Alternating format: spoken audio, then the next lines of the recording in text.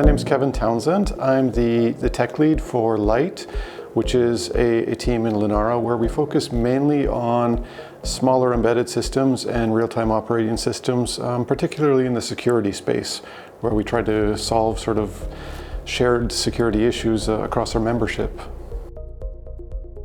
So confidential AI is basically, it's an attempt to take security best practices and really take advantage of a lot of the security hardware options that exist on newer Cortex-M and low power embedded devices and try to sort of bring those together into a coherent solution based on open standards and open source software where available. So what that means is we've taken open source initiatives like Trusted Firmware M, MCU boot for the underlying software sort of foundation, and looking at things like TLS for the connectivity and COSE for the data representations, and try to tie all those together into a coherent whole that members can sort of easily pick up and solve 80 or 90% of the most common security issues out of the box. Confidential AI is trying to solve a number of problems, and one of the difficulties in general of working in this sort of security space or in an area where you're conscious of the security requirements is that you can't treat things in isolation. You need to look at the end-to-end solution, so you need to be thinking not just about how do we protect the very sensitive IP that companies might be spending millions of dollars developing. That's of course important. You need to avoid competitors easily cloning your products, etc. But you also need to be thinking about connectivity to the cloud. You need to be thinking about data integrity. How do I know that the data that I'm generating is coming from a device I trust? How do I know it hasn't been tampered with from the sensor to the cloud?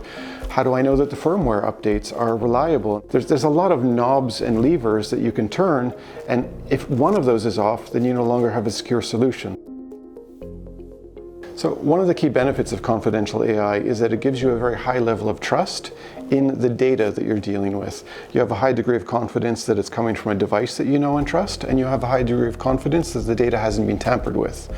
That already solves a significant number of issues that you'll encounter in any sort of secure processing environment, but particularly the case with confidential AI ML, where you're often dealing with very highly sensitive and private data. So to ensure that hasn't been tampered with is a key requirement to solve. Another key benefit of the confidential AI approach we've taken is it enables you to work with partners that you may trust, but you may not have the same level of trust with. So it allows you to have degrees of trust when you're working with OEMs or with end users to be able to expose certain activities to them, but to restrict activities to more trusted partners, which is sort of the first tier vendors.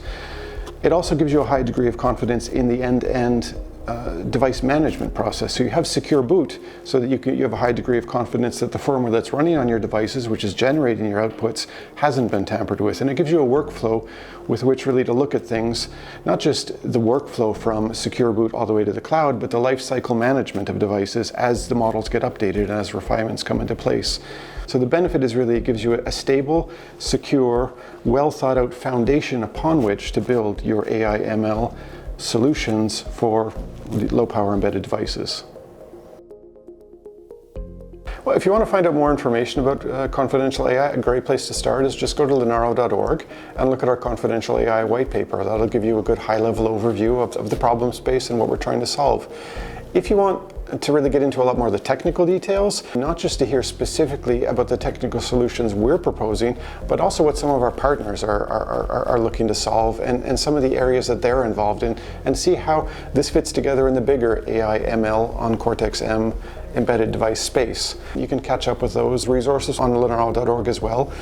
Also, if you just want to reach out to us, send us an email at confidential_AI@linaro.org, and we'll be happy to sync up with you and see how we can work on this interesting problem space together.